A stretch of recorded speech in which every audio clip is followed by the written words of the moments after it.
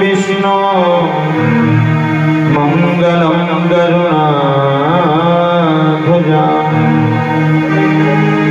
मंगलम पुंडरीकाक्षा मंगलाय तनो हरि सच्चिदानंद रूपाय विश्वोत्पत्त्यादि हेतुवे तापत्राय विनाशाय श्री कृष्णाय वयं नमः। शान्ताकारं भुजगेशयनं पद्मनाभं सुरेशं विशुद्धानं गगनसदृशं मेघवर्णं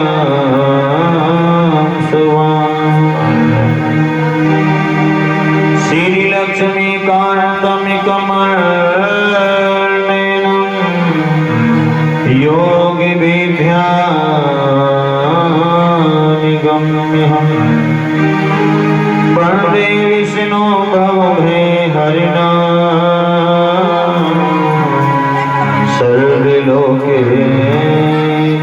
सर्वलोकैकनाथं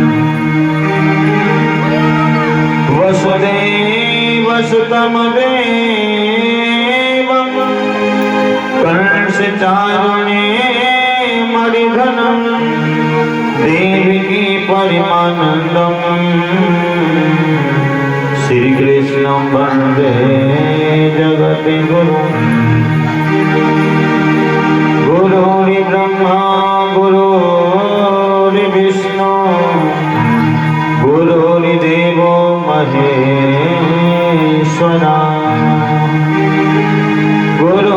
गुरुर्साक्षात् परब्रह्मा तस्मै श्री गुरुवे नमः। जय जय जय श्री राधा रमण जय जय नवल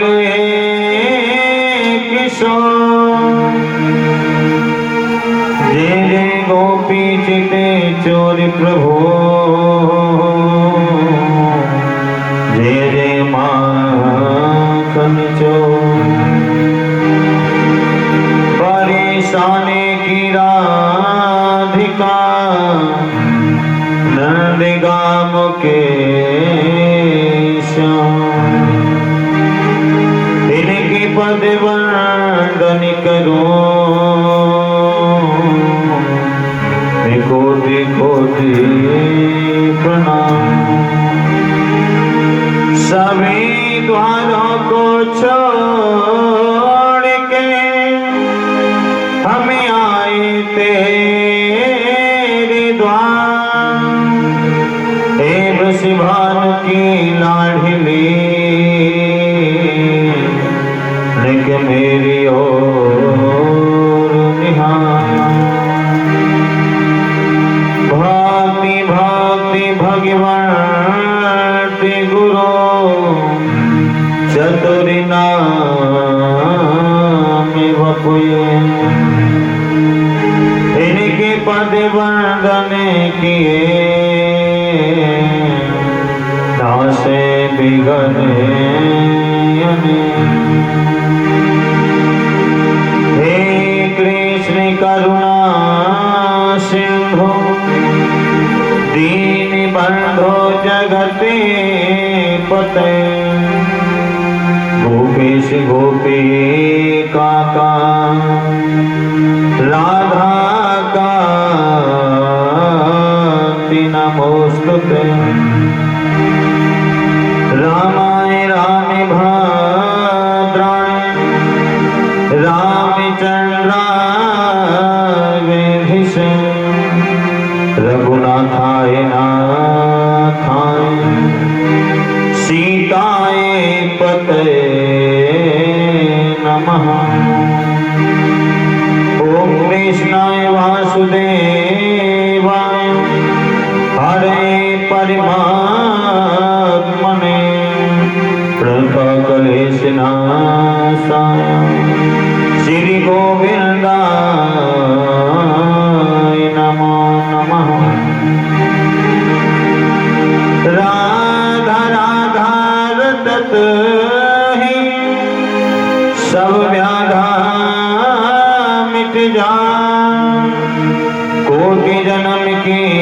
उदार श्री राधा नाम समान। राधे तुम बड़े भागुनी कौन तपस्या के। तीन लोक तारण करण सो तेरे आधे। मने मानक गिरि में धरा श्री मनमोहन के पास। प्रेम व्याजे तेनो बढ़ो अब न छूटने किया। श्रीमन नारायण चरणों शरण प्रपद्ये श्रीमते नारायणाय नमः। ओम नमो भगवते वासुदेवाय। ओम नमो भगवते वासुदेवाय। बोली वासुदेव भगवान की सभी कर।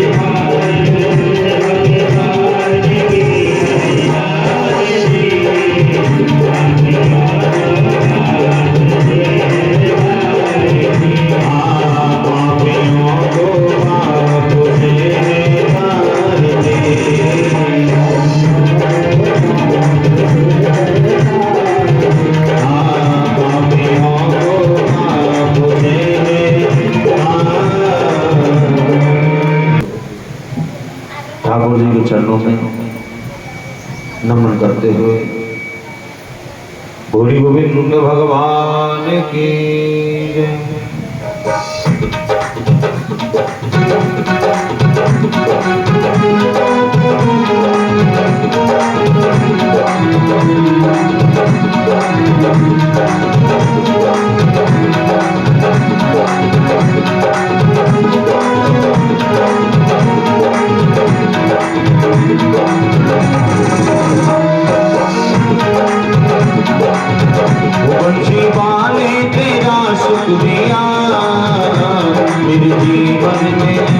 मेरे जीवन में सब कुछ दिया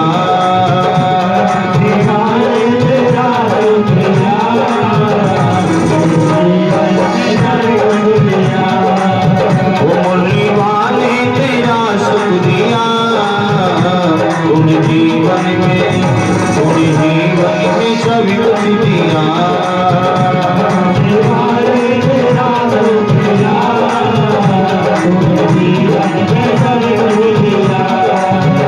शुक्रिया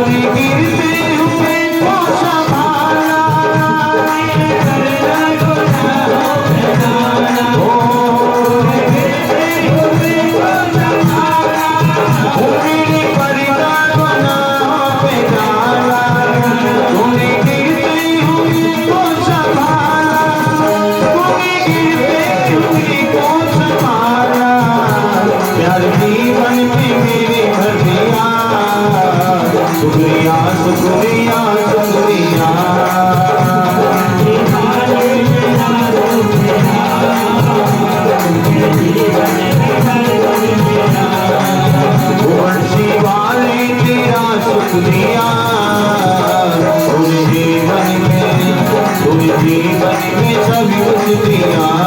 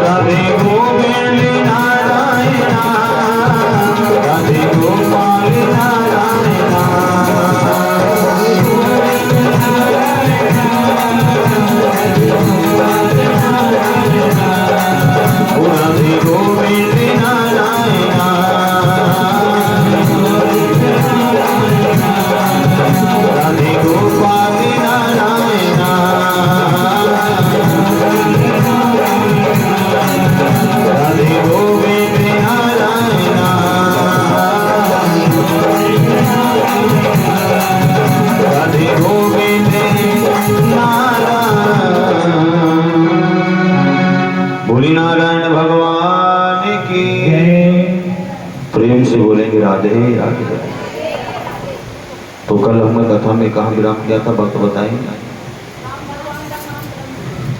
कल की बड़ी सुंदर कथा कि राजा दशरथ जी के मेलों में 4 पुत्रों का जन्म हुआ। भगवान राम का अवतार हुआ, किस घड़ी में हुआ, किस समय हुआ कि नवमी तिथि मधुमास पुनीता शुक्ल पक्ष अवजित हरिता। चैत का महीना भगवान का, तिथि नवमी, शुक्ल पक्ष में अवजित मुहूर्त में दिन के 12 बजे भगवान का अवतार होता है। धीरे धीरे वो समय आया कि राजा दशरथ जी ने एक पत्र लिखा और अपने मंत्री सुमंत को बुलाया, क्योंकि जो नामकरण संस्कार की तिथि थी वो आ चुकी थी।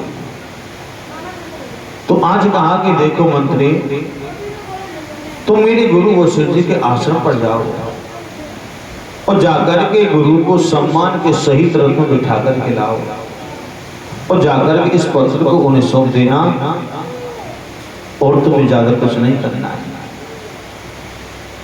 मंत्री सुमंत आज उस पत्र को लेकर के रथ को सजा करके चल पड़े। इधर राजा दशरथ जी अपने गुरु के स्वागत के लिए सामग्री इकट्ठी करने लगे कि मेरे आज सतगुरुदेव भगवान पधारे। गुरु का जो सम्मान है वो बड़ा अटूट सम्मान है। मंत्री सुमन से पहुंचते और जाकर के उस पत्र को गुरु वशिष्ठ जी के लिए सौंप दिया।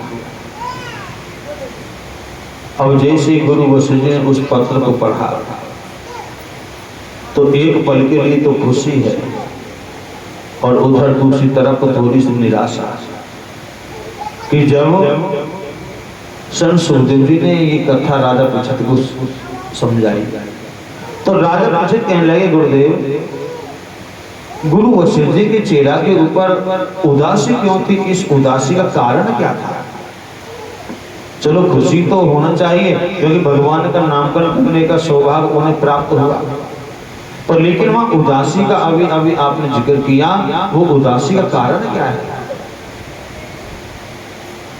आचार्य श्री संत सुखदेव महाराज कहते हैं, हे राजा परीक्षित, गुरु वशिष्ठ जी के मन में थोड़ा सा विचार आया कि एक समय तो वो था कि राजा दशरथ जी के यहाँ कोई संतान नहीं थे, तो राजा दशरथ स्वयं चल करके मेरे पास आए थे, मेरे चरणों में पड़ गए थे, गुरुदेव कृपा करो, कृपा करो, चौथा पण चल रहा है, मेरे कोई संतान नहीं। और जब देखो भगवान ने उनके ऊपर कृपा की, यहाँ गुरु जी ने ये लिखा कि मैंने कृपा की, जब भगवान ने उनके ऊपर कृपा की तो स्वयं भगवान उनके यहाँ उनका पुत्र बन करके आए। और लेकिन आज राजा दशरथ जी के मन में मुझे लगता है कि पुत्र मोह उत्पन्न हो गया है और इसलिए अपने मंत्री के हाथ मुझे पत्र के द्वारा बुलाया गया है, स्वयं राजा दशरथ चल करके मेरे पास नहीं आए। पर लेकिन छोड़िए, राजा ने अपना काम कर दिया है, मुझे अपना काम करना है। आज मंत्री सुमंत के साथ बैठकर पर आज गुरुदेव चल पड़े। जब उस अयोध्या नगरी में पहुंचे तो देखा कि अयोध्या को तो चारों तरफ से राजा दशरथ जी ने सजाया हुआ है। महलों के दरवाजे पर देखा कि मेन दरवाजे पर स्वयं राजा दशरथ जी एक फूलों का हार लेकर के खड़े हुए अपने गुरु के स्वागत में। आज गुरु का स्वागत किया। राजा दशरथ जी कहते हैं, गुरुदेव, ये तुम्हारे चेहरा के ऊपर उदासी है, इस उदासी का कारण कहीं ये तुम्हारा दास तो नहीं है? आज गुरुदेव कहते हैं, देखो राजन, उदास तो मैं था पर लेकिन अब नहीं, क्योंकि आपने स्वागत ही ऐसा किया है, मुझे थोड़ी देर के लिए तो ये थोड़ा चिंता हुई मुझे कि हो सकता है कि राजा दशरथ जी को पुत्र मोह हो गया है और मुझे बुलाने के लिए स्वयं नहीं आए। बस इतना ही वो था और कुछ नहीं है। राजा दशरथ जी कहते हैं, गुरुदेव, अगर मैं आपको वहां लेने के लिए जाता तो यहाँ तुम्हारा ऐसा स्वागत फिर कौन करता? मैं तो अपने गुरु के सम्मान के लिए, गुरु के स्वागत के लिए यहाँ तैयारी में लगा हुआ था। मैं इस गलती को आप क्षमा कीजिए, मैं आपका शिष्य हूँ। तो आज देखिए बड़े प्रेम से गुरु जी पहुंचे हैं। वो समय आ गया था, तीनों रानियां अपनी अपनी संतान लेकर के चौक पर विराजमान हो चुकी थी। नामकरण की बिल्कुल तैयारियां सब हो चुकी थी। आज राजा दशरथ जी अपनी रानियों के साथ में पहुंच जाते हैं चौक पर, जहां पर मंत्र शास्त्र उच्चारण होने लगे हैं। पर लेकिन राजा दशरथ जी से आज स्वयं गुरु वशिष्ठ जी कहते हैं कि राजन सुनो अपने ज्येष्ठ पुत्र का नाम। अब ये वो समय है जो तुम्हारे पुत्रों का नामकरण हो रहा है। तो देखिए आज गुरु जी अपनी वाणी से नामकरण कर रहे हैं इस प्रकार से।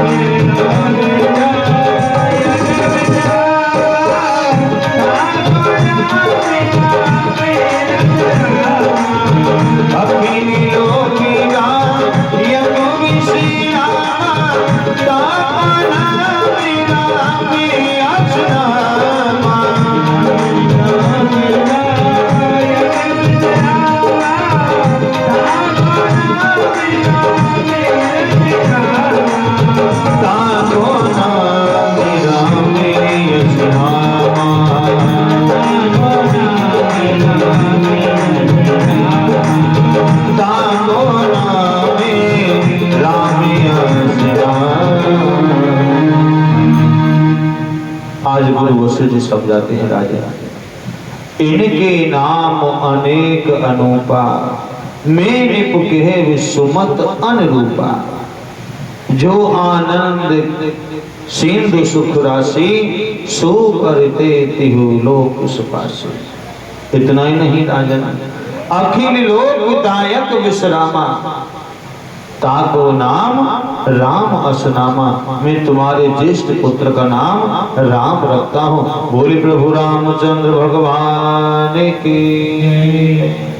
आज दूसरी मैया की ओर देखा, दूसरे पुत्र की ओर देखा, कहा राजन सुनिए अपने दूसरे पुत्र का नाम।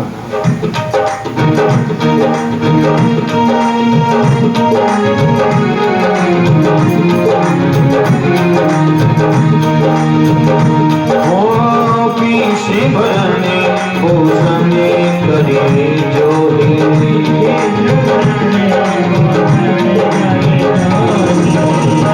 से भरने पोषणे करे जो ही, तापना भारत यश होई।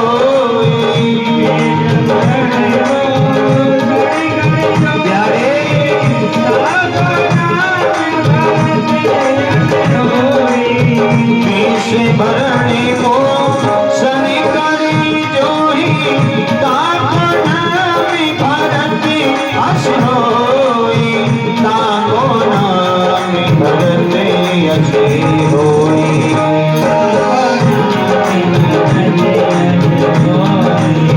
ताको नाम भरत यश होई।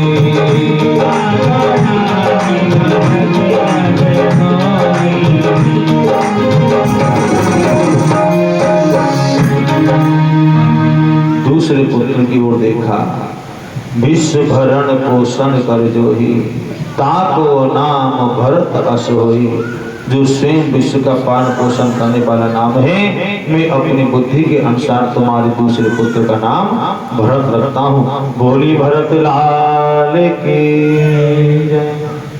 और जब तीसरी संतान की ओर देखा, कहा राजन सुनिए अपने तीसरे पुत्र का नाम।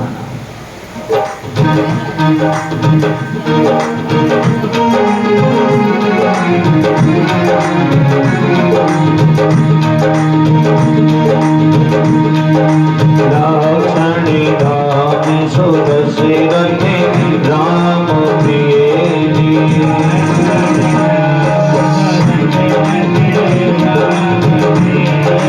हमने कोई रचे मने,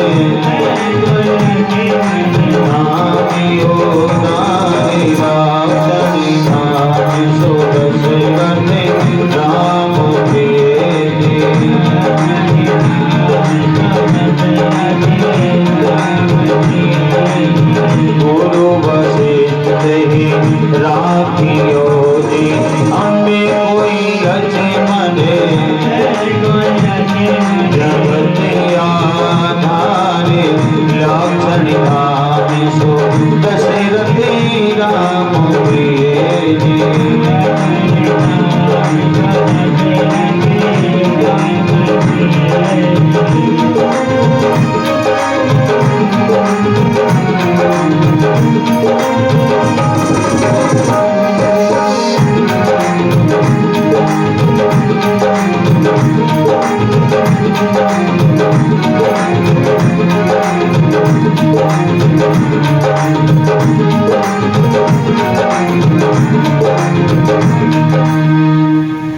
तीसरे पुत्र की ओर देखा, कहा राजन लक्षण धाम सो दशरथ राम प्रिय जी, हमें कोई लक्ष्मण सकल जगत आधार। जो तुम्हारे तीसरे पुत्र हैं इनका नाम मैं लक्ष्मण रखता हूँ, बोले लक्ष्मण लाल के। कहा राजा जहाँ तुम्हारे बड़े पुत्र नारायण अवतार हैं वहीं तुम्हारे एक पुत्र शेष के अवतार है। जो ये लक्ष्मण है ये कोई साधारण नहीं, शेष अवतारी लक्ष्मण है। राम और लक्ष्मण में अटूट प्रेम होगा। और जब चौथी संतान की ओर देखा तो कहा राजन सुनिए अपने चौथे पुत्र का नाम।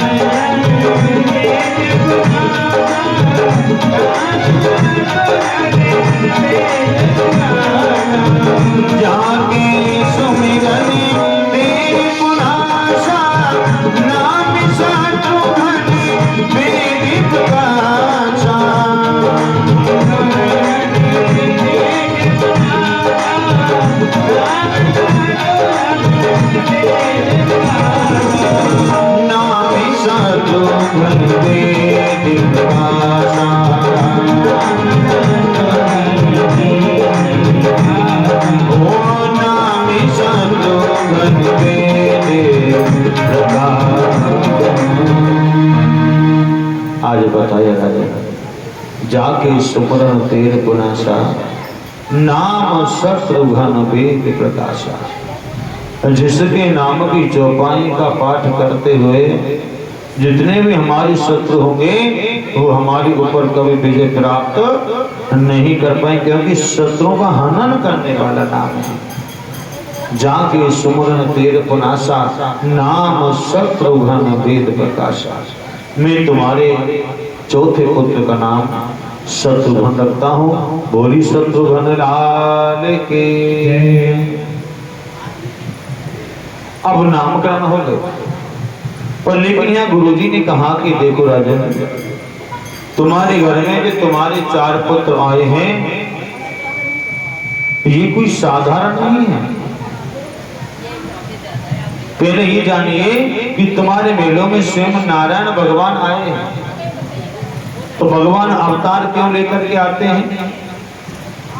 तो आज गुरुजी ने बताया कि विप्रधन सुर संत हित लीन मनु भी अवतार, निरीक्षा निर्मते तनु माया गुण गोपाल।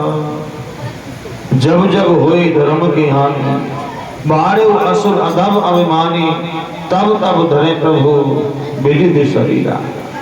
अगर प्रभु आए हैं मनुष्य शरीर में तो क्यों आए हैं? कि अब इस पृथ्वी का जो भार है वो हल्का करने के लिए आए हैं, क्योंकि पृथ्वी के ऊपर अत्याचार ज्यादा होने लगा है। जब जब यहाँ अत्याचार होता है तब तब प्रभु का अवतार होता है। आज महाराज नामकरण संस्कार किए, पूरा वृत्तांत सुना डाला कि आगे चल करके ये होगा, राम और लक्ष्मण एक दूसरे के बिगड़ नहीं रह पाएंगे। और लेकिन धीरे धीरे अब समय व्यतीत होने लगा, तो वो समय आया कि सभी देवता आज भगवान की अलौकिक सभी का दर्शन करने के लिए पधार रहे थे। मानो कि स्वयं सारे तीर्थ उस अयोध्या में इकट्ठे हो चुके थे जब भगवान का अवतार हुआ। पर लेकिन बाबा भोलेनाथ मदारी का वेश बना करके और अपने राघवेंद्र सरकार का दर्शन करने के लिए चल पड़े। बाबा भोलेनाथ विचार कर रहे हैं कि हम राघव का दर्शन करें तो कैसे करें, किस वेश में जाएं। और बाबा भोलेनाथ की तो महाराज लीला ही कुछ अलग है। तो देखिए आज मदारी का भेष बना लिया, आज डमरू बजाते बजाते पहुंचे। अब उधर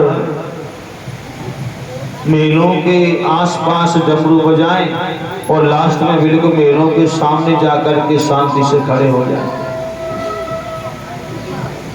ना कोई बाबा भोलेनाथ की पूछ रहे हो कि बाबा क्यों खड़ो है। और जब कोई भी जिज्ञासा ना दिखाई पड़ी तो आज बाबा भोलेनाथ ने अपने राघव का चिंतन किया। हे राघव, हम तो तुम्हारे बिल्कुल दरवाजे पर द्वार पर खड़े हैं, आप हमारे ऊपर कृपा करो, क्योंकि हम बिगड़ दर्शन के यहाँ से नहीं जाना चाहते हैं। अब अंदर प्रवेश हम कैसे करें, कोई तरीका भी नहीं हमारे पास में। हे प्रभु, आप मेरे ऊपर कृपा करो। तो ये भोलेनाथ आज देखो भगवान राम के चरणों में अपना चिंतन कर रहे हैं। तो आज देखो भगवान राम की इतनी इच्छा हुई कि माता कौशल्या के मन में एक भाव जगा दिया। माता कौशल्या विचार करे ये बाबा कभी यहाँ डमरू बजावे कभी वहाँ डमरू बजावे, पर लेकिन लास्ट में मेरे दरवाजे पे खड़ो हो जाए, जाकर देखूं क्या चाहिए आपके।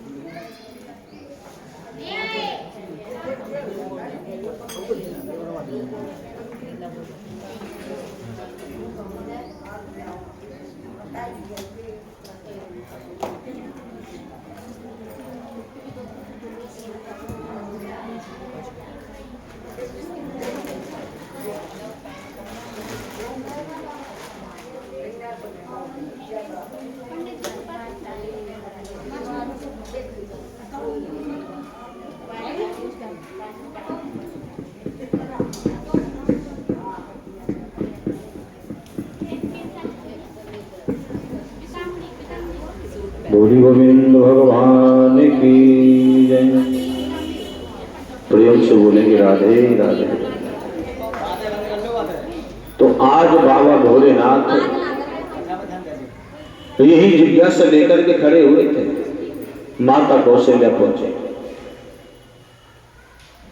और माता कौशल्या ने कहा बाबा तुम इतनी देर से डमरू बजा रहे हो, अरे खेल दिखाना तो खेल दिखाओ।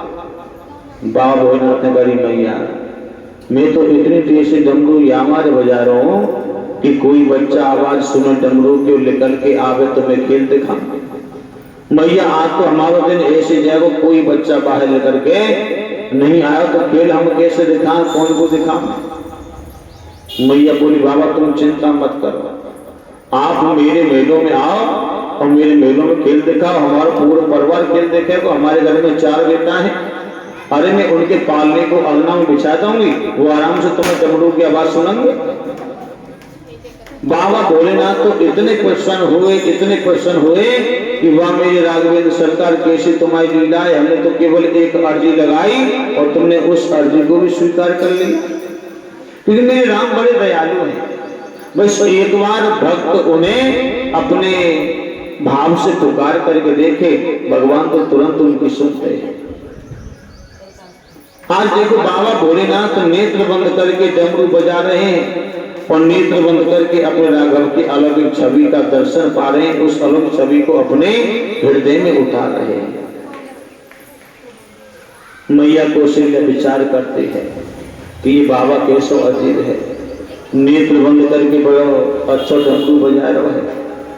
ले हो सके कि या कोई नींद आ रही हो, ले 2-4 घंटा को आराम कर लेगा। मैया ने कहा रे बाबा तुम्हारे नेत्र बंद हो रहे, एक काम करो आराम कर लो, बाद में खेल दिखा लेंगे, भोजन करो फिर। बाबा भोलेनाथ मन ही मन कह रहे मैया जहां राघव सामने हो वहां नींद किसको आवे। मैया अब तो डिस्टर्ब मत कर, केवल मैं तो अब अपने भगवान को दर्शन कर रहा हूँ, अपने राघव को अपने हृदय में अपने चित्त में बसाया। कहते ना कि भगवान का दर्शन इन नेत्रों से हमें नहीं हो सकता, क्योंकि मैंने अमर कथा सुनी, बाबा भोलेनाथ क्या कहते हैं कि उमा कहूं कुछ अनुभव अपना, सत हरि भजन जगत सब सपना। और सत्य है हरि का चिंतन, परम सत्य है ठाकुर। तो जब उस सत्य का हम चिंतन करेंगे, जब उनकी कृपा हमारे ऊपर होती है, तो धीरे धीरे आज बाबा भोलेनाथ बड़े प्रेम से भगवान राम की उस अलौकिक छवि को अपने हृदय में बसाने लगे। और आज बड़े प्रेम से संतुष्टि से राघव का दर्शन करके और यहाँ से बाबा भोलेनाथ वापिस होते हैं कैलाश पर्वत की ओर। कैलाश पर्वत पर पहुंचे, माता पार्वती ने देखा कि बड़े खुश हैं आप तो मेरे स्वामी। माता पार्वती जल लेकर के आई, कहा लो स्वामी जल अर्पण किया। जलपान करने बाबा भोलेनाथ बड़े खुश दिखाई दे रहे हैं। माता पार्वती ने कहा स्वामी एक बात कहूं, बुरा तो नहीं मानोगे? कहा कि बोलो पार्वती, कि जितने आप आज खुश लग रहे हैं, इतने पहले मैंने तुम्हारे चेहरे पर खुशी नहीं देखी, क्या कारण है? जैसे माता पार्वती ने पूछा क्या कारण है, माता पार्वती से बाबा भोलेनाथ कहते हैं जानती हो आप पार्वती हम क्यों खुश हैं? कि हमारे राघव का अवतार हो चुका है। हमारे राघव इस पृथ्वी पर अवतार लेकर के आए हैं। अब माता पार्वती के मन में जिज्ञासा और बढ़ने लगी। कहा स्वामी अगर प्रभु का अवतार होता है तो प्रभु के अवतार के पीछे कारण कोई अलग होता है या भगवान को आना ही पड़ता है? बाबा भोलेनाथ कहते हैं पार्वती कारण तो अनेक है, पर लेकिन अनेकों को छोड़िए, मैं आपको दो एक कारण अवश्य समझाऊंगा। माता पार्वती ने कहा तो स्वामी मैं भी जानना चाहती हूँ कि प्रभु अवतार क्यों लेकर के आते हैं। बाबा भोलेनाथ ने कहा तो सुनो पार्वती कि राम जन्मों के हेतु अनेका, एको से परम विचित्र विचेता। कि राम जन्म के हेत अनेका और एक से परम विचित्र विचेता। एक बार भूतल पर आई और नारद दीन श्राप प्रभुताई। हे पार्वती एक समय की बात है कि देवर्षि नारद जी इस भूतल पर इस पृथ्वी पर आए और भगवान का चिंतन करने के लिए बैठे गए। पर लेकिन नारद जी को चिंतन करते हुए देवराज इंद्र ने देख लिया। अब इंद्र के मन में चिंता होने लगी, क्योंकि इंद्र तो भैया देवताओं के राजा हैं। अच्छा एक चीज का और आप विचार करें कि देवताओं के राजा इंद्र की पदवी किसको मिलती है? कौन बनता है? कि जिसने ज्यादा चिंतन किया होगा, जिसने ज्यादा यज्ञ किए होंगे, जिसने ज्यादा दान पुण्य किया होगा, जो भगवान की भक्ति ज्यादा करने वाला होगा, उसे देवताओं के राजा इंद्र की पदवी मिलती है। तो नारद जी को चिंतन करते हुए देवराज इंद्र ने देखा तो इंद्र के मन में थोड़ी चिंता हुई कि ये बाबा हो सकता है कि हमारी गद्दी छीनने के लिए इतना चिंतन कर रहा हो, भाई इसका चिंतन रोकना पड़ेगा।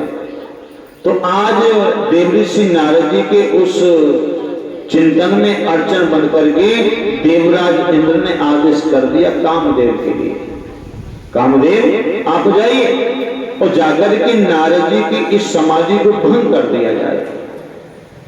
भैया कामदेव चल पड़े। अब कामदेव को कोई भारी बात हो रही है ये सब। कामदेव ने जाकर के अपना रंग दिखाना चालू किया।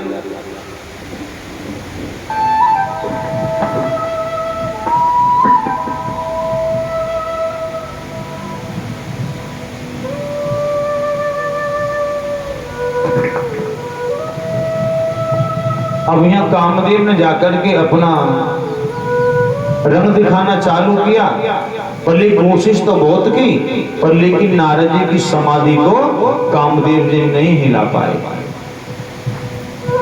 जब नहीं हिला पाए तो कामदेव बिल्कुल परेशान होकर के जब वहीं बैठ गए तो अब देवर्षि नारद जी ने अपने इच्छा के अनुसार समाधि खोली। और जैसी समाधि खोली महाराज तो कामदेव तो भैया फूलों का हार लेकर के तैयार खड़ा था। अब नारद जी के गले में फूलों का हार उस कामदेव ने अपने हाथों से डाल दिया। नारद जी बोले, भैया आप कौन? कामदेव बोला, जी महाराज जी, तुमने हमको ही नहीं पहचाना, हम कौन है? अरे हम तो कामदेव हैं। कामदेव कि हाँ, अरे महाराज अब तुम ऐसे वैसे संत नहीं रहे। नारद जी बोले कि फिर कैसे संत रहे हम? अरे जो आज तक हमें कोई नहीं अपने बस में कर पाया, मानो कि आज तुमने हमारे ऊपर विजय प्राप्त कर ली। अब तुम ऐसे वैसे थोड़े ही हो। अब देखो यहाँ एक बात आती है कि जहां राम वहां काम नहीं, और जहां काम वहां राम नहीं। अगर काम हमारे सामने खड़े होकर के हमारी बढ़ाई करेगा तो क्या होगा जानते हो? हमारे अंदर अहंकार उत्पन्न होने लगेगा। आज स्वयं नारद जी का ऐसा ही हुआ। आज नारद जी के साथ भी ऐसा ही हुआ। अब नारद जी के अंदर अहंकार उत्पन्न हो गया और नारद जी ने विचार किया कि सबसे पहले अब हमें बाबा भोलेनाथ के पास जाना चाहिए, क्योंकि एक समय पर एक बार बाबा भोलेनाथ ने भी कामदेव को भस्म कर दिया था। तो क्यों न जाकर के बाबा भोलेनाथ को हम समझाएं कि जिस कामदेव को तुमने भस्म किया था उस कामदेव के ऊपर हमने विजय प्राप्त कर ली। अब भैया नारद जी चले श्रीमन नारायण नारायण नारायण करते हुए। जब नारायण नारायण करते हुए कैलाश पर्वत के ओर नारद जी बढ़ रहे हैं और जब पहुंचे बाबा भोलेनाथ ने कहा, आओ नारद, कहां से आए हो? बैठो नारद। नारद जी बोले, भोलेनाथ अब हम ऐसे वैसे नारद नहीं बचे। भगवान नारायण अपने क्षीर सागर से देख रहे हैं कि नारद को आज हुआ क्या है। नारद के अंदर अहंकार पर, लेकिन बाबा भोलेनाथ ने कहा, अच्छा नारद जी ऐसा तुमने क्या कर दिया जो तुम ऐसे वैसे संत ना बचे? अरे जिस कामदेव को तुमने भस्म किया था उस कामदेव को हमने पछाड़ दिया, हमने जीत लिया है। बाबा भोलेनाथ ने कहा, नारद एक बात कहूंगा, जो तुम इन शब्दों को यहाँ बोल रहे हो, इन शब्दों को भगवान नारायण के सामने जाकर के मत बोलना, और अनर्थ हो जाएगा। अब बाबा भोलेनाथ नारद जी को तो सही ज्ञान दे रहे हैं, समझा रहे हैं, पर लेकिन नारद जी ने इसका अंतर ढूंढ लिया और ऐसे मन में जिज्ञासा हुई। अब उल्टा विपरीत सोचने लगे कि ये बाबा भोलेनाथ भी चाहते हैं कि हमारी इस कामयाबी को भगवान तक ना पहुंचा जाए। कहने का मतलब जो हमने काम हासिल किया है भगवान के पास ये खबर ना पहुंच चाहिए। अगर भगवान के पास खबर पहुंची तो हो सकता है कि हमारा प्रमोशन ही हो जाए, और लेकिन ये हमारे प्रमोशन में अब अड़चन बन रही है। नारद जी ने कहा, सुनो ये काम हमने किया है, अभी जाएंगे और अभी जाकर के बताएंगे। बाबा भोलेनाथ के में नारद मान मेरी बात, समझ मेरी बात, तू वहां मत जाइयो और इन बातों का तो बिल्कुल उल्लेख करियो ही मत, अगर तो जानो तो जा, और लेकिन इन शब्दों का उपयोग वहां जाकर मत कर देना। अब नारद जी कौन की बात मानने वाले थे भैया, क्योंकि अब तो भैया कामदेव प्रकट हो चुके हैं मन के अंदर। नारद जी चले, नारद जी पहुंचे क्षीर सागर साके, जहां पर भगवान नारायण शयन कर रहे हैं, माता लक्ष्मी उनके चरणों को दबा रही हैं।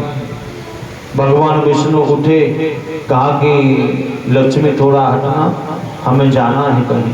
कहाँ जा रहे हो स्वामी? कहा कि हमें जानो, हमारे भक्त आ रहे हैं, उनके पकड़ के लाएंगे उन्हें। अच्छा, ऐसे कौन से भक्त हैं जो आज तुम उन्हें पकड़ने के लिए जा रहे हो? कहा कि आज हमारे भक्त नारद आ रहे हैं। तो स्वामी नारद तो हमेशा आते हैं और रास्ता उनको पता है, पर लेकिन तुम कहाँ हो, क्यों जा रहे हो? भगवान बोले कि नारद जी को आज एक रोग लग गया है, बीमार है, और जो बीमार व्यक्ति होता है उससे हमेशा पकड़ के लाया जाता है। अच्छा तो जाओ, आज भगवान विष्णु आगे बढ़ रहे हैं। हर रोज देवी श्री नारद जी भगवान के चरणों में दंडवत किया करते थे, नमन किया करते थे। पर लेकिन आज तो भैया सीधा ही नाम से पुकारे। और विष्णु जी कहाँ जा रहे हो? माता लक्ष्मी मोहमाई देखें कि नारद को भयो का कहने को मतलब जहाँ हर रोज नारद जी बैठते थे, आज वहां की जगह पर भगवान नारायण के सिंहासन की ओर नारद जी बढ़ रहे हैं। माता लक्ष्मी ने याद दिलाया, ए नारद कहाँ जा रहे हो? तुम्हारा स्थान तो यहाँ है। नारद जी बैठे गए। वहां भी महाराज अपनी अपनी कहांगे नारद जी। भगवान ने विचार किया कि इसके मन में अब अहंकार उत्पन्न हो चुका है, इस अहंकार को दूर करने के लिए हमें कोई लीला दिखानी पड़ेगी।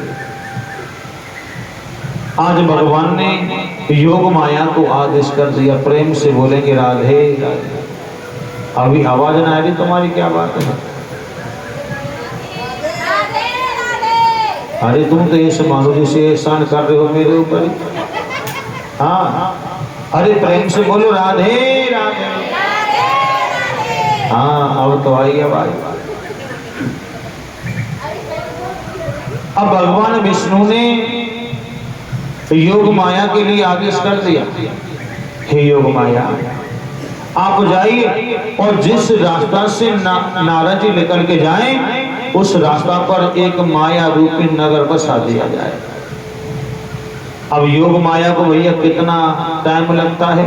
योग माया पहुंची और एक सुंदर नगर का निर्माण कर दिया और वहां के राजा शीलनिधि महाराज को बना दिया। अब नारद जी यहां से चले, देखा कि भैया ढोल नगाड़े बाज रहे हैं। नारद जी के मन में फिर थोड़ा सा विचार आया कि देखो हमने कामदेव को क्या जीता, अब तो हमारे लिए गांव गांव नगर नगर ढोल नगाड़े बाज करके स्वागत होने लगा है। चलो जाकर देखा जाए किसने बजवाए ढोल। नारद जी पहुंचे, कहा भैया ये सब तैयारी किसके लिए है? पहरेदार ने कहा कि महाराज जो हमारे यहाँ के राजा हैं शीलनिधि महाराज, उनकी इकलौती कन्या है जिसको नाम है विश्वमोहिनी कन्या। और उस विश्वमोहिनी कन्या के लिए यहाँ स्वयंवर की तैयारियां हो रही हैं। हमारे राजा का आदेश है कि 1 सप्ताह के अंदर अंदर स्वयंवर हो जाएगा कन्या का। तो कहा कि जाकर कहो अपने राजा से कि नारद जी मिलना चाहते हैं।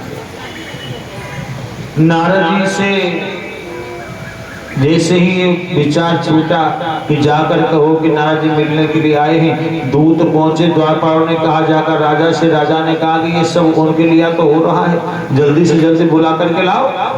अब नारद जी को बुला कर ले गए, एक अच्छा सिंहासन डाल दिया, सिंहासन में विराजमान हो गए देवरी श्री नारद।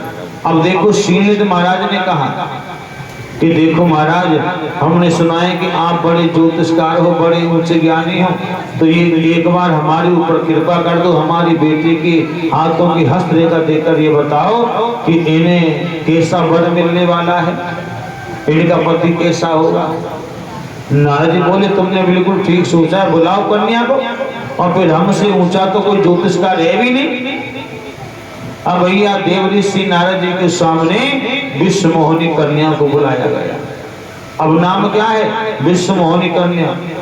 और विश्वमोहिनी कन्या को तो अर्थ आप समझ चुके हैं, जो सबसे ज्यादा सुंदर है और मोहित करने वाले है। जो एक बार स्वरूप देख ले समझो कि वही मोहित हो जाए उस रूप पर। विश्वमोहिनी। तो आज नारद जी ने हाथों की हस्तरेखा देखना प्रारंभ किया। पहली रेखा पर लिखा हुआ है कि इनका वर ऐसा होगा जो कभी किसी से युद्ध ना हारा होगा। पर लेकिन दूसरी रेखा देखी कि इनका पति ऐसा होगा जो सबसे ज्यादा सुंदर होगा। और तीसरी रेखा देखी तो उस पर लिखा हुआ है कि इनका पति ऐसा होगा जो सबसे ज्यादा विद्वान होगा। अब नारद जी ने जैसे ये 3 बात मन में विचार किया तो कहा ये तो बात हमसे मिलने लगी है। क्यों कि ना तो हमने किसी से युद्ध किया जो हम युद्ध आ रहे होंगे, पहली बात हमसे मैच करती है। दूसरी बात कि ज्ञान में भी हम किसी से कम नहीं हैं।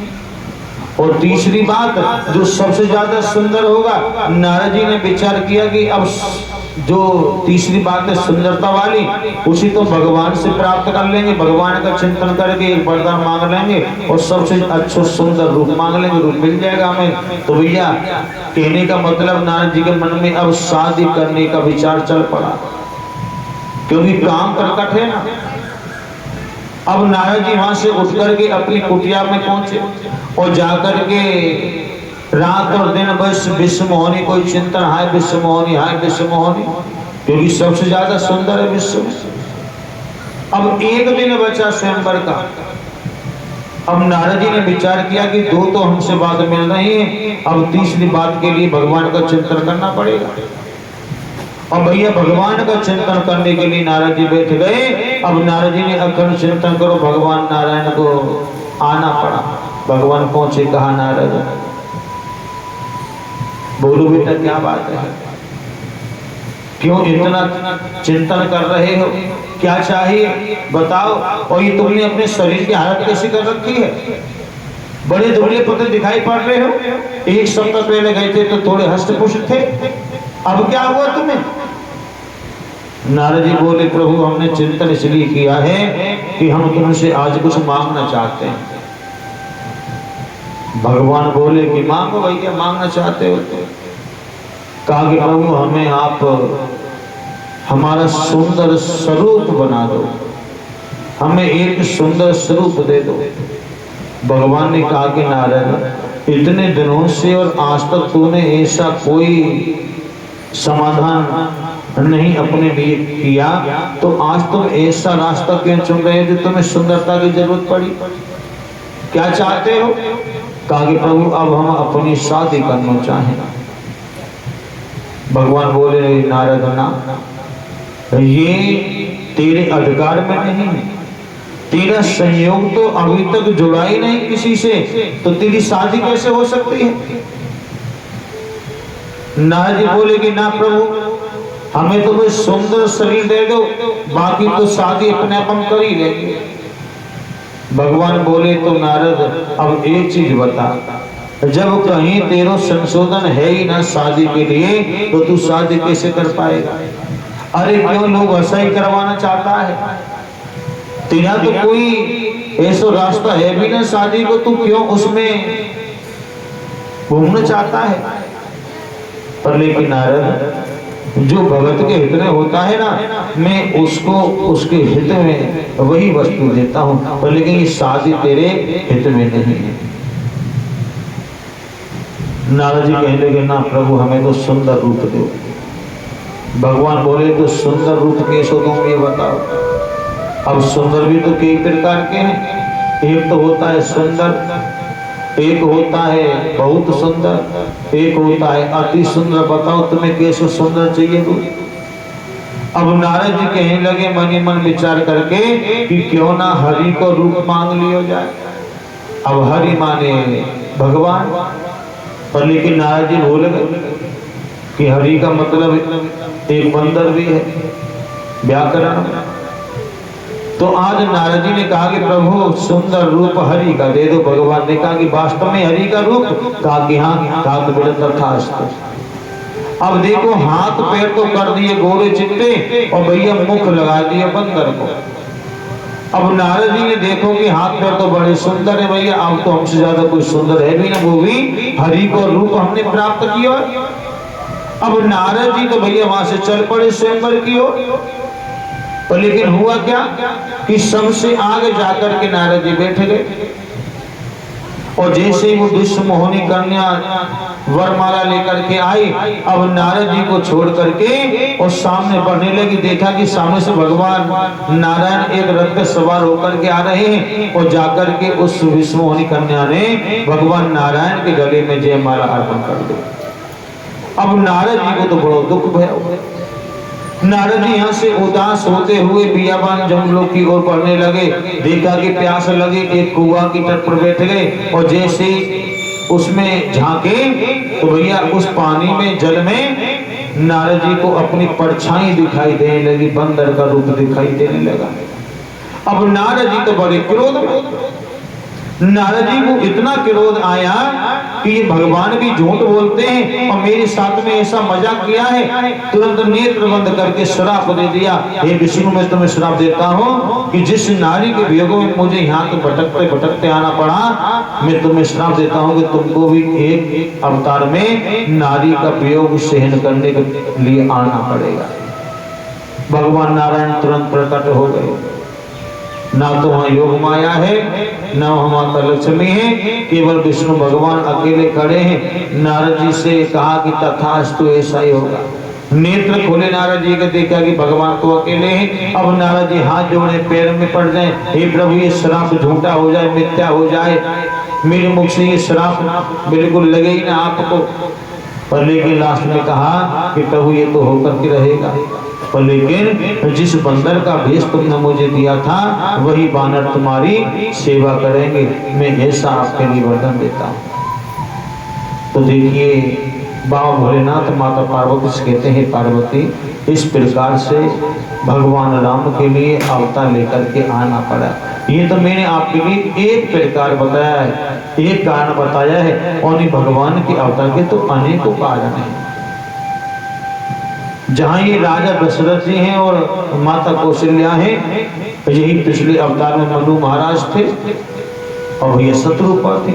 इन्होंने भगवान की भक्ति की थी, भगवान जैसा ही पुत्र मांगा था। भगवान ने आश्वासन दिया कि हमारा जैसा कोई और तो नहीं हो सकता, पर लेकिन हम ही तुम्हारे गर्भ से अवतार लेकर के आएंगे। अनेक कारण है भगवान के अवतार के, प्रेम से बोलेंगे राधे राधे। उधर धीरे धीरे बाबा भोलेनाथ ने माता पार्वती के लिए वो कथा सुनाई राम जन्म के लिए, और इधर राजा दशरथ जी के महलों में मानो कि आज भगवान के जन्म के उपलक्ष्य में बधाइयों का शीर्ष चलता। तो आइए बधाई गाते हैं, उसके बाद में कथा। बोली गोविंद भगवान के।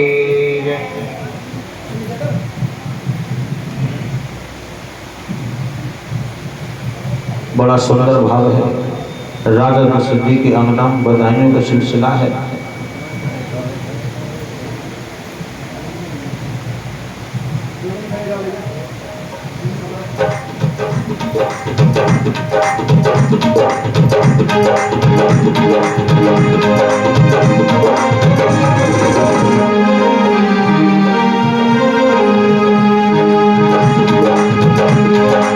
रामी जनमी सुनी आई, कौशल्या मैया दे दो बधाई।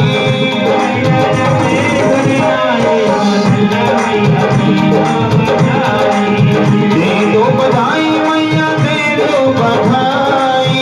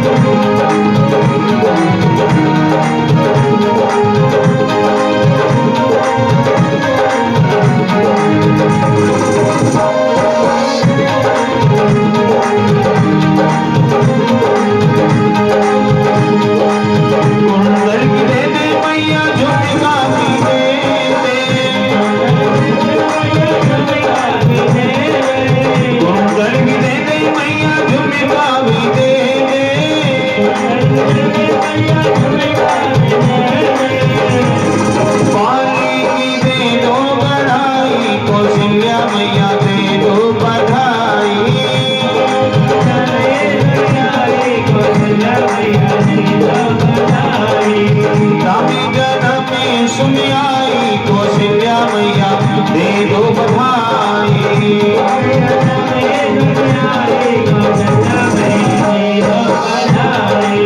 दे दो बधाई मैया दे दो बधाई। दे दो बधाई मैया दे दो बधाई। हाँ दे दो बधाई मैया दे दो बधाई। रामी जननी सुन आई कौशल्या मैया दे दो बधाई।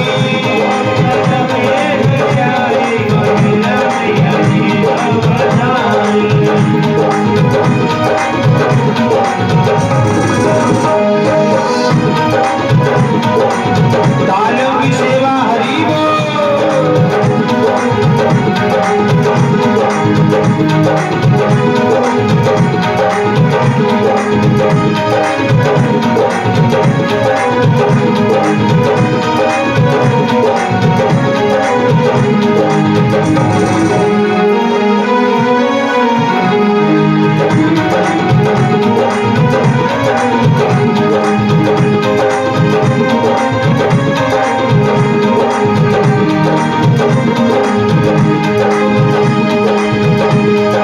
कंगनी की दे दे मैया चूड़ी की दे दे। चूड़ी भी दे दो मैया कंगन भी दे दो। चूड़ी भी दे दो मैया कंगन भी दे दो। हाँ चूड़ी भी दे दो मैया कंगन भी दे दो। मोती की दे दो बढ़ाई कौशल्या मैया दे दो बधाई।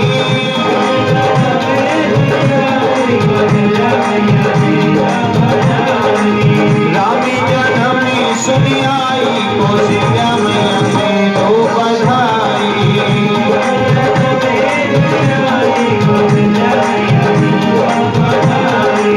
दे दो बधाई मैया दे दो बधाई।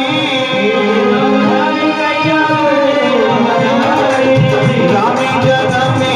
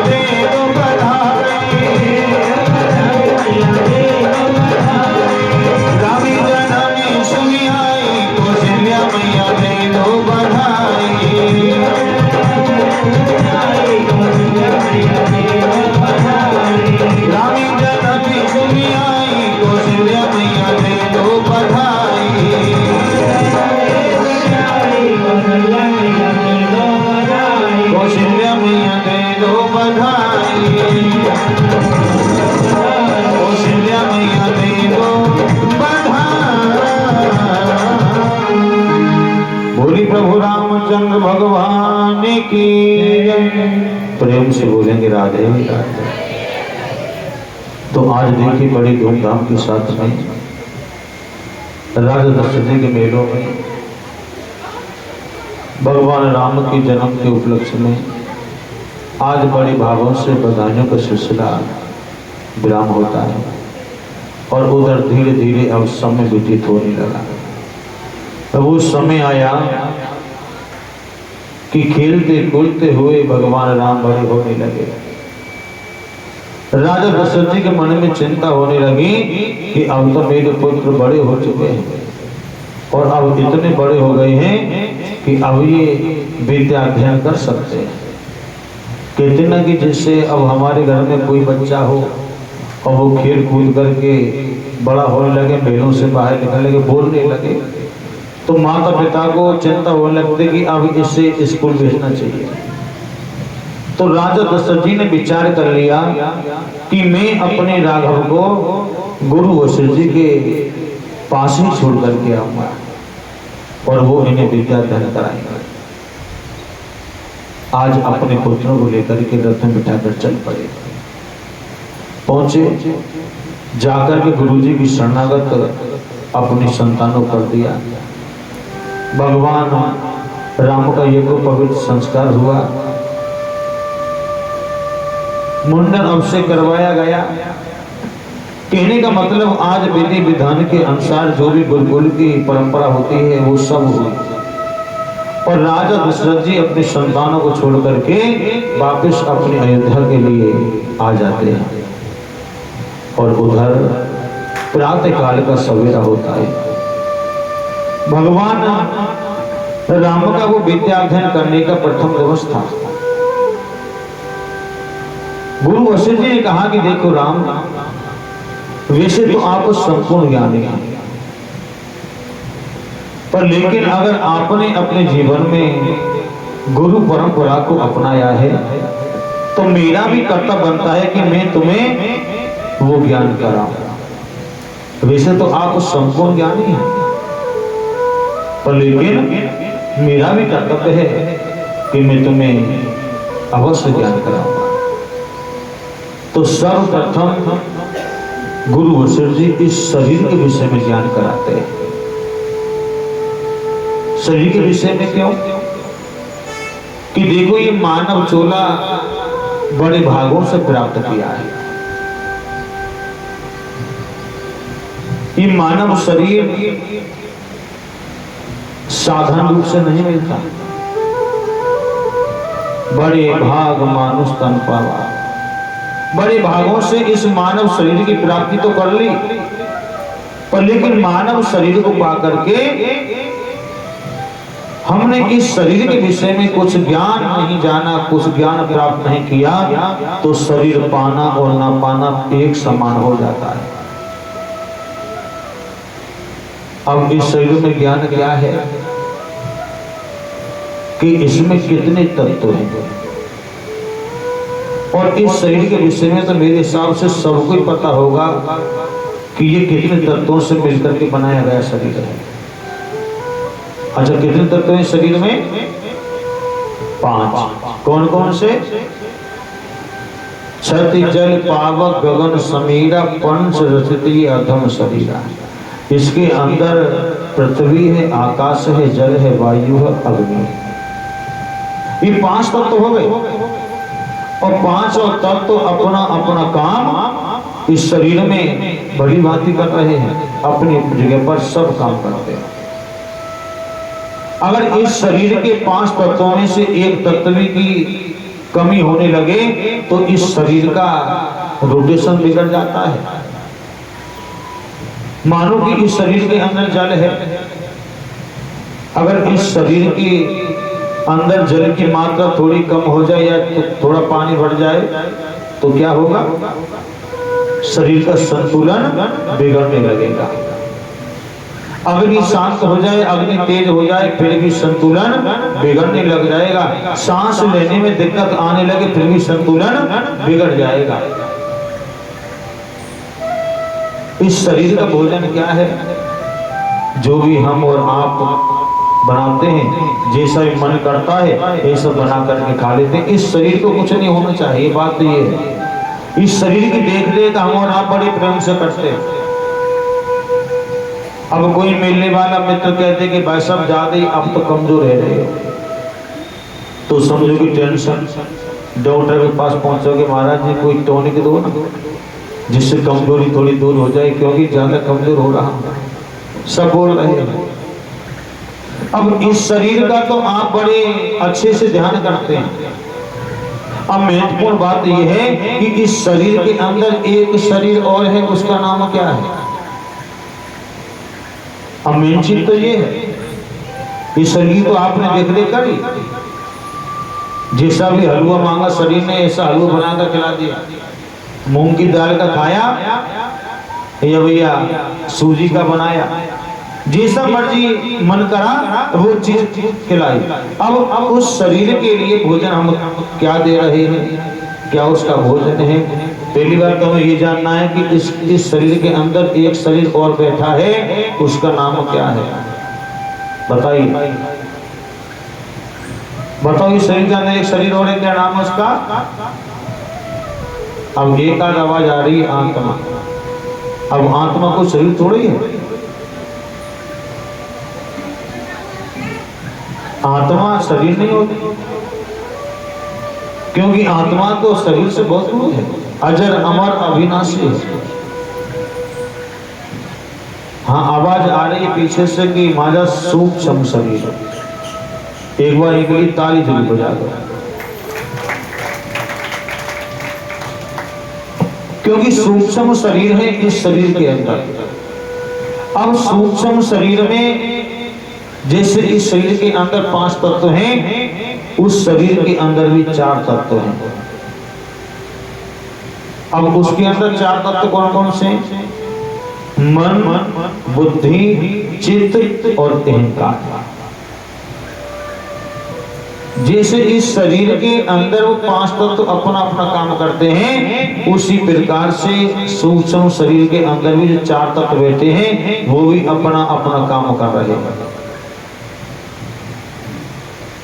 तो देखिए, मन का काम क्या है? मन का काम है दौड़ लगाना। अभी आप यहाँ बैठे हैं, जैसे ही 4 बजेंगे ना, तो तुम्हारा मन तुरंत दूध वाले के पास जाएगा कि हाँ जी अब दूध का समय हो रहा है, या कोई सब्जी वाला आ रहा होगा उसका कि हाँ जी इतने खाना आता है। जो काम आप उस समय पर करते हैं, वो तुम्हारा मन उसी काम पर ले जाकर खड़ा कर देगा। चित्त का मतलब क्या है? चित्त माने प्रकाश। कैसा प्रकाश? ये हेलोजन लाइट वाला प्रकाश नहीं। जो भगवान का हम चिंतन करते हैं, वो भगवान नाम रूपी प्रकाश। अब बुद्धि, बुद्धि का काम क्या है? बुद्धि का काम है महाराज जी निर्णय करना। जो भी तुम्हारा मन सोच रहा है, मन के द्वारा जो भी काम हम कर रहे हैं, तो एक बार मन की बात को अपनी बुद्धि से सोचिए और जब कोई कार्य कीजिए। कहते हैं ना कि मन बड़ा चंचल है, और मन इतना चंचल है कि महाराज इसको संभालना उतना ही कठिन है। तो देखिए, अगर मन की बात हम मानेंगे तो ये मन हमें कहीं ऐसी जगह पर भी ले जाकर छोड़ देगा कि महाराज फिर हमारा नाम खराब भी हो सकता है। कहते हैं ना कि मन बड़ा तेज है, मन बड़ा चंचल है, और मन बड़ा पापी है। मन के कारण ही सब कुछ हो रहा है। पर लेकिन महाराज अब इस शरीर का भोजन क्या है? जो मैंने बताया सूक्ष्म शरीर है, अब उस सूक्ष्म शरीर का भोजन क्या है? कौन कौन कराता है सूक्ष्म शरीर के लिए भोजन? बताइए, हाथ खड़ा करें। नहीं पता। तो देखिए सूक्ष्म शरीर का भोजन है भगवान का वचन, आत्मा सो परमात्मा। और इतना भजन हमें करना चाहिए। कितना भजन बताया है कि एक घड़ी आदि से पुनाद, तुलसी संगत साध के हरे कोट अपराध। एक घड़ी का मैंने आपके लिए बताया था शुरू में। एक घड़ी का मतलब कितना? 24 मिनट। और 24 मिनट में से आधी करो कितनी बची? 12 मिनट। और 12 में से आधी करो कितनी बची? 6 मिनट। इस कलयुग में मात्र 6 मिनट हर जीव को भजन करने की जरूरत है रोज। पर लेकिन अगर पूछा जाए तो 6 मिनट भी निकालना भगवान के लिए उतने ही टेढ़ा काम है। हम 6 मिनट ही भगवान का भजन नहीं कर पा रहे हैं, तो हमारा उद्धार कैसे होगा? अब ये तो हो गए 2 शरीर। अब इस शरीर के अंदर एक शरीर और है। उसका नाम क्या है? उसका नाम है कारण शरीर। इस शरीर के अंदर कितने शरीर हो गए? अब 3। एक स्थूल शरीर, दूसरा सूक्ष्म शरीर और तीसरा कारण शरीर। अब कारण नाम क्यों दिया गया? कारण शरीर की क्यों नियुक्ति की गई? कि हमारे पास हैं 10 इंद्रियां, 5 ज्ञानेंद्रियां हैं और 5 हैं कर्म इंद्रियां। 10 इंद्रियों को जोड़ करके एक कारण शरीर का निर्माण किया गया है। अगर मैं साफ साफ आपसे ये कहूं कि 10 घोड़ों का एक रथ है ये शरीर। 10 घोड़ों का एक रथ है ये शरीर, और इस रथ के ऊपर एक राजा सवार है, वो है मन। और अगर उस रथ को चलाने वाला बुद्धिमान ना हो तो क्या राजा सुरक्षित पहुंच सकता है? नहीं पहुंच सकता। तो उसी प्रकार से जो ये राजा मन बन बैठा है इस शरीर के ऊपर, अब इस राजा की ठिकाना कहाँ है? इस राजा का स्थान कहाँ है? इस राजा को कहाँ जाना चाहिए? सुरक्षित पहुंचाना है। इस राजा को जितना जल्दी हो सके उतनी जल्दी भगवान के चरणों की ओर धकेलना है। और वो हो सकता है केवल बुद्धि के कारण, क्योंकि जब तक बुद्धि से नहीं सोचेंगे, नहीं विचारेंगे, जब तक हम मन की सुनते रहेंगे, मन के आश्रय हम रह आएंगे। तो देखिए इस शरीर के अंदर कितने तत्व हो गए? अब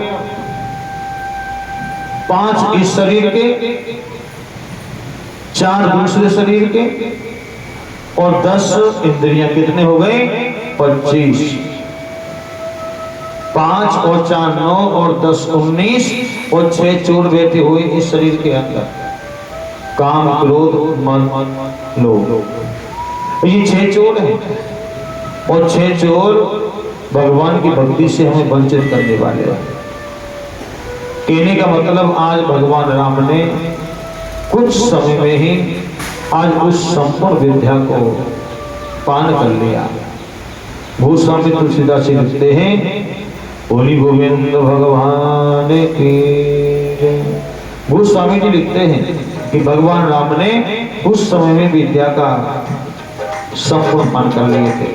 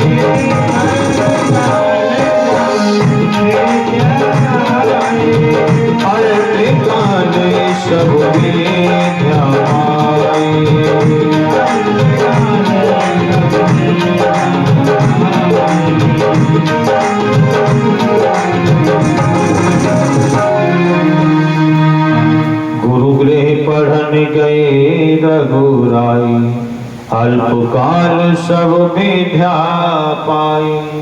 आज गुरु जी के यहाँ भगवान ने कुछ समय में ही संपूर्ण विद्या को प्राप्त कर लिया था। उधर अपने मेलों की ओर चले, पर लेकिन उधर बियाबान जंगल में गाद नंदन जी के पुत्र ऋषि विश्वामित्र, गाद नंदन जी के पुत्र हैं ऋषि विश्वामित्र। वो एक राजा थे, पर लेकिन राजपाट करते करते मन में गिलानी हुई। राजपाट को त्याग करके एक नदी किनारे जाकर कुटिया बसाई और बड़े प्रेम से भगवान की भक्ति में लग गए। भगवान की भक्ति करते करते सिद्धियों को प्राप्त कर लिया और महाराज 99 यज्ञ संपूर्ण कर दिए थे। 100वां यज्ञ जैसे विचार करते हैं तो कुछ राक्षस आते हैं। अब मन में चिंता होने लगी है। गोस्वामी जी लिखते हैं,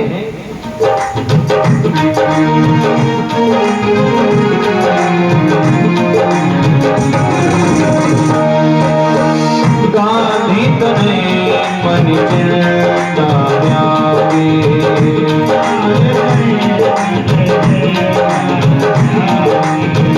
गांधी तने मन चिंता व्यापी, प्रभु बिन भरैया निजर पापी। सभी गाएंगे जय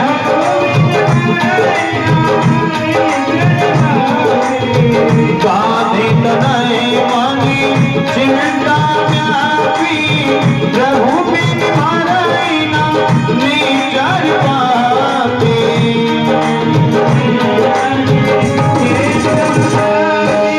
राजन सेवा विश्वामित्र महामुनि ज्ञानी,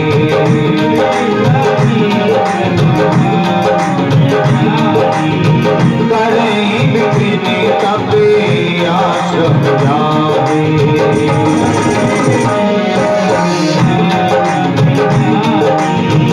नीचरे मारी मारी उरी छावा, करें उपाधि मुनि दुख पावा। नीचर मारी मारी उरी छावा, करें उपाधि मुनि दुख पावा।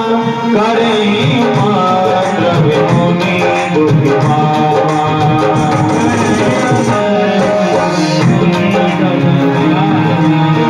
करें उपाधि मुनि दुख पावा।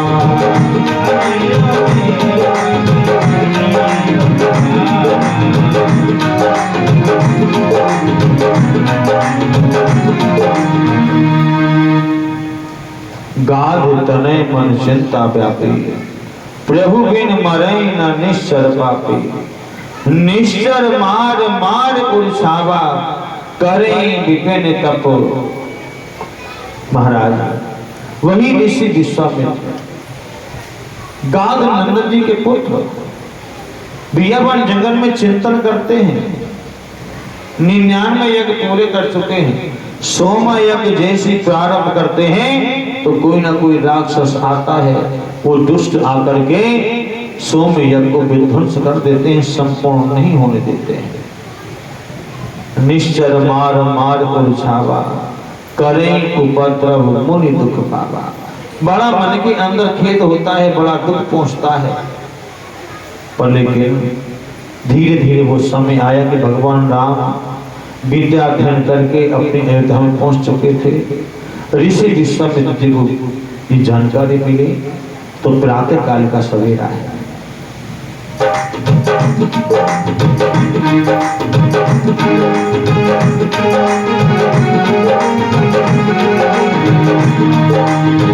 बहुविधि करत मनोरथ, जातन रागिवा। बहुविधि करत मनोरथ, जातन रागिवा। करिमंडली सरियो सलिल, जाने भूपि दरबार। जाने भूपि दरबार,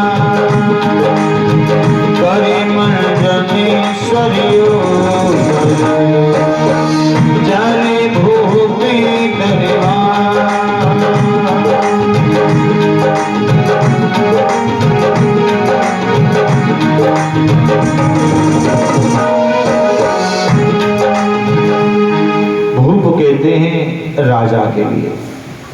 आज प्रातः काल होते ही सरयू जी में स्नान किया, अपनी जोत बत्ती करके और राजा दशरथ जी के महलों की ओर उस अयोध्या के लिए रवाना होते हैं। धीरे धीरे आज पहुंचे। जैसे एक राजा के राजघराने में एक मुनि का आगमन हुआ तो बड़े प्रेम से राजा ने पूछा, महाराज जी आइए, स्वागत है, पर लेकिन किस कारण से आगमन हुआ है मैं जानना चाहता हूं। तो आज स्वयं राजा दशरथ जी ऋषि विश्वामित्र से पूछने लगे किस प्रकार से।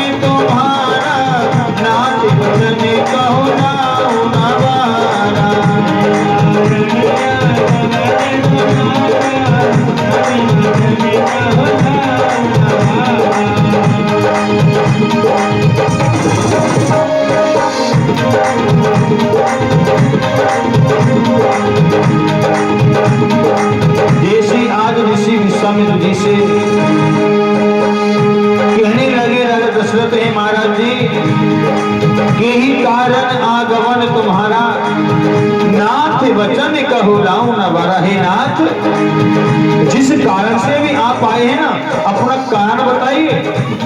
तुम्हारे कहने में देरी हो सकती है पर लेकिन मेरे करने में विलंब नहीं होगा। बताइए कारण क्या है आने के लिए। तो ऋषि विश्वामित्र ने कहा, राजा मैं किस कारण से आया हूँ जानना चाहते हो तो सुनिए। मैं 99 यज्ञ संपूर्ण कर चुका हूँ। 100वां यज्ञ जैसे प्रारंभ करता हूँ तो कुछ राक्षस कुछ दुष्ट आते हैं। आज ऋषि विश्वामित्र समझाने लगे।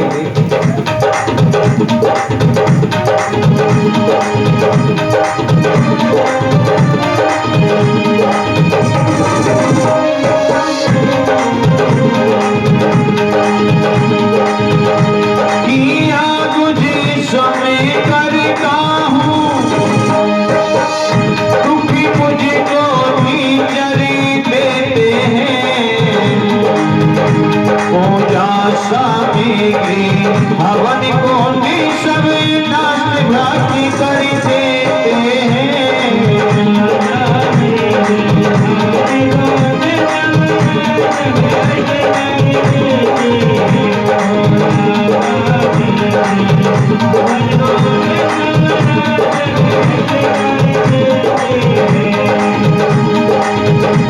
असुरों के अत्याचारों से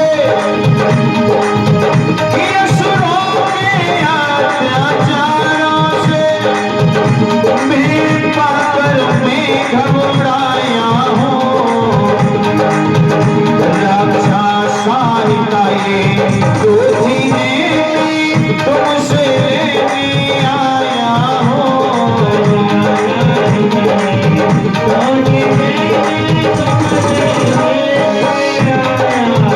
रक्षा सहायता ये दो चीजें भी तुमसे लेने आया हूँ।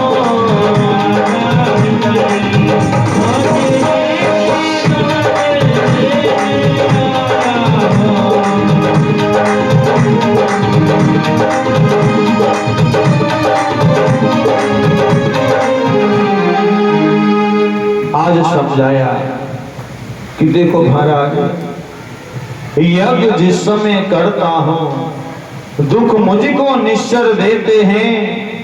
पूजा सामग्री हवन कुंड सब नष्ट भ्रष्ट कर देते हैं।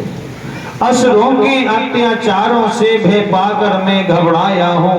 रक्षा सहायता ये दो चीजें मैं तुमसे लेने आया हूँ। राजा दशरथ जी ने कहा कि महाराज आप बिल्कुल अच्छे स्थान पर आ गए। आप बिल्कुल अच्छे स्थान पर आए हो। मैं तुम्हारी यज्ञ की रक्षा 2 प्रकार से कर सकता हूं।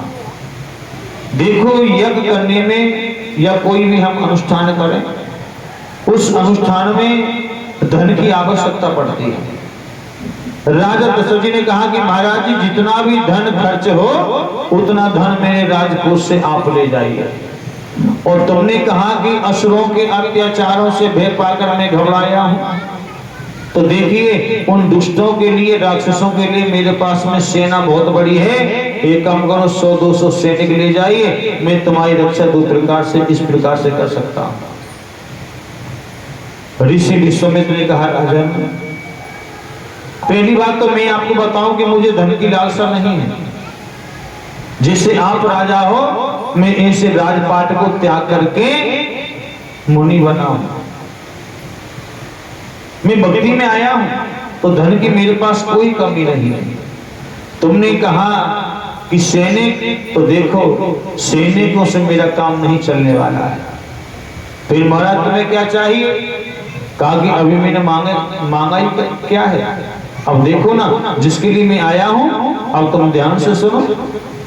तो आज राजा दशरथ जी के सामने ऋषि विश्वामित्र आज अपनी मांग रख रहे हैं। क्या मांगने के लिए गए और क्या मांग रहे हैं?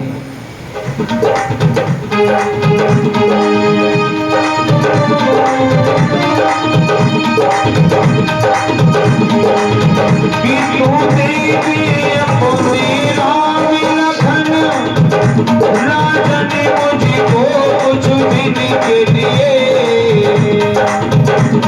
हे राजा, आप संतान में क्या मांगा? कि तू देवी अपने राम लखन, राजा ने मुझको कुछ दिन के लिए। इसमें सुंदर यश है तुझको कल्याण की उनके लिए।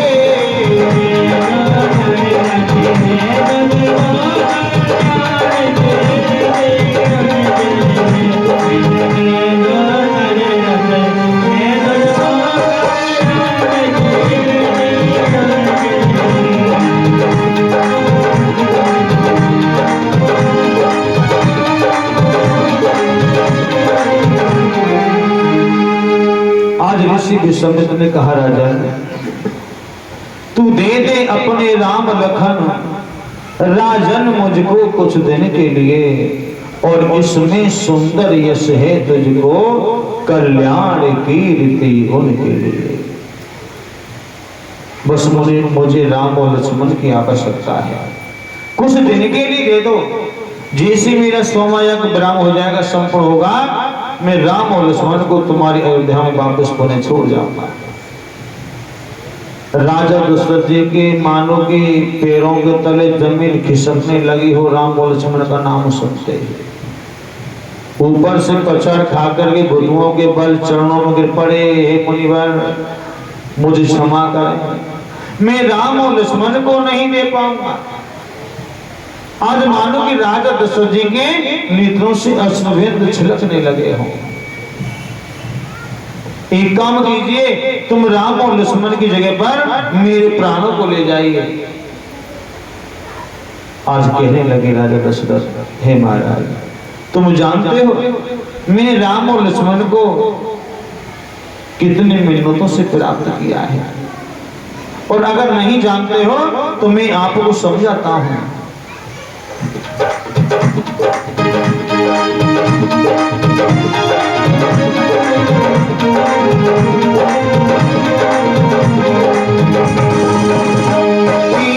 चौथे बन पाए सुखी जारी, राम देते ना बने गुसाई।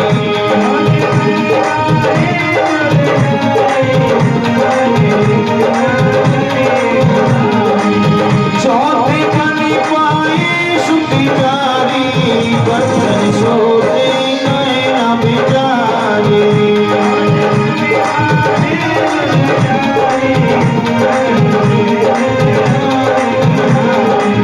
महाराज, चौथे पन पाए सुत चारी, महाराज मैंने चौथे पर में राम और लक्ष्मण को अपने 4 पुत्रों को पाया है। ये राम और लक्ष्मण तो कोई और नहीं है, क्योंकि ये दोनों मेरे प्राण हैं, नैनों के तारे हैं। मैं इनको तुम्हारे साथ दे करके कैसे ले सकता हूं? महाराज आप राम और लक्ष्मण की जगह पर मेरे प्राण को ले जाइए। देह प्राण से प्रिय कछ नाही, और राम और देह तनाए बने गोसाई। अपनी देह से प्राण से प्रिय कुछ नहीं होता है। अगर शरीर में कोई रोग लग जाए, डॉक्टर साहब कहें कि महाराज जी इतना खर्च आएगा, ठीक हो जाओगे, तो जहाँ अपने पास कुछ नहीं होगा, घर मकान को भी गिरवी रख करके अपने प्राणों की हम रक्षा करना चाहेंगे।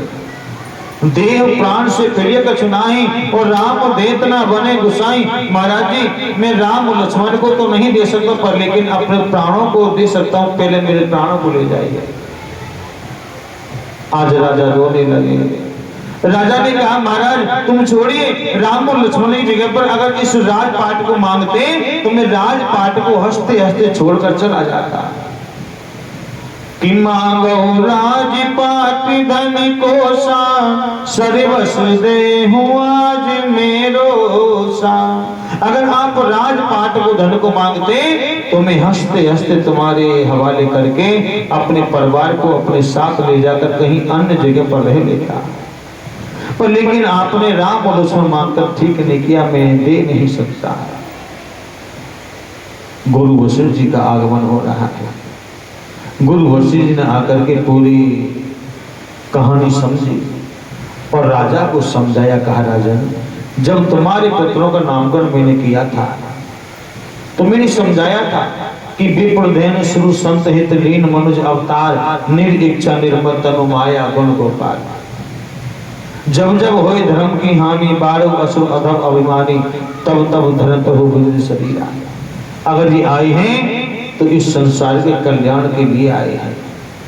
अरे कुछ धन के लिए मांग रहे हैं, दे दो, कोई बात नहीं। जैसे इनका सोमाया को संपूर्ण होगा तुम्हारे यहाँ राम और लक्ष्मण अवश्य आ जाएंगे। आज गुरु वशिष्ठ जी के समझाने के अनुसार राजा दशरथ जी ने राम और लक्ष्मण को भेजने की तैयारियां की। भगवान राम और लक्ष्मण अपनी माताओं से, अपने पिताजी से, अपने गुरु से आगे लेकर आशीर्वाद लेकर के आज ऋषि विश्वामित्र जी के साथ में चलने लगे। आगे आगे ऋषि विश्वामित्र ने, पीछे पीछे भगवान राम और लक्ष्मण हैं। और जैसे पीछे मुड़कर के ऋषि विश्वामित्र ने देखा कि देखो मैं कितना सौभाग्यशाली हूँ, जो त्रिलोकी के स्वामी हैं, आज वो मेरी रक्षा के लिए, मेरे यज्ञ की रक्षा के लिए मेरे पीछे पीछे चल रहे हैं। आज भगवान के नाम की महिमा का गुणगान करने लगे। तो आइए भगवान के नाम की महिमा का गुणगान गाते हैं। अच्छा ये बताओ, राम नाम के हीरे मोती कौन कौन लूटेगा? कोई नहीं, बहुत। तो देखिए आज बड़े भाव के साथ में ऋषि विश्वामित्र जी भगवान के नाम की महिमा का गुणगान करने लगे इस प्रकार से।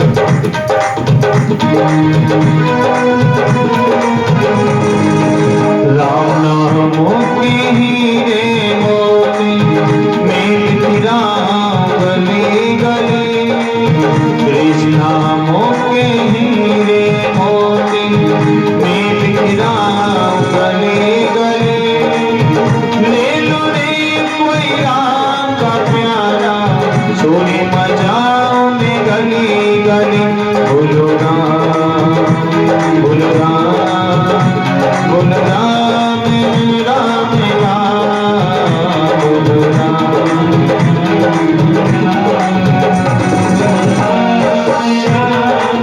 सभी गाएंगे। राम नाम के हीरे मोती मिलती राम गली गली। ले लो रे कोई राम का प्यारा, सोनी मजाओ में गली गली। बोलो राम, बोलो राम, बोलो राम, राम राम, बोलो राम।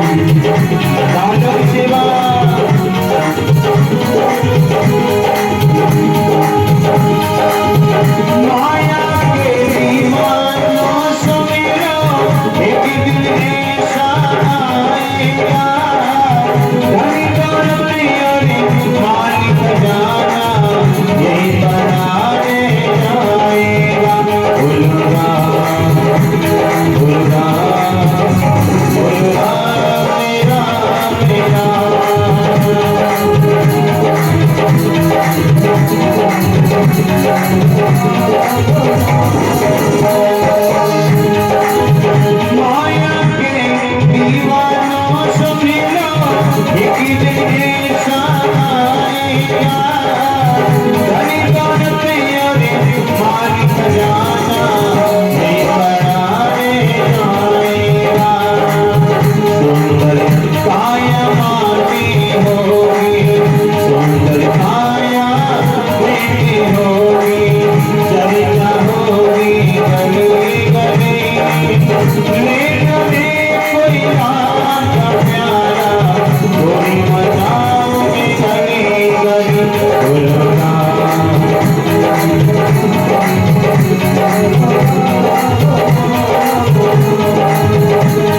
भूलना भूलना भूलना मेरा मेरा।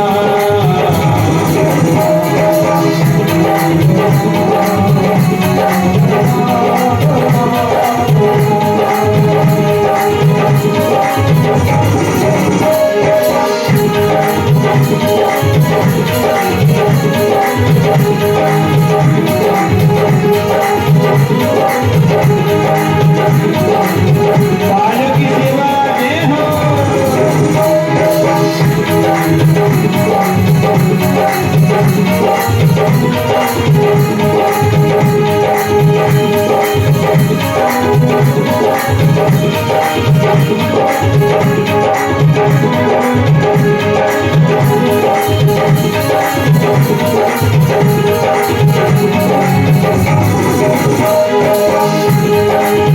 क्यों करता तू मेरा मेरी, या तो मेरा मकान नहीं, झूठी जगह में फंसा हुआ है वे सदा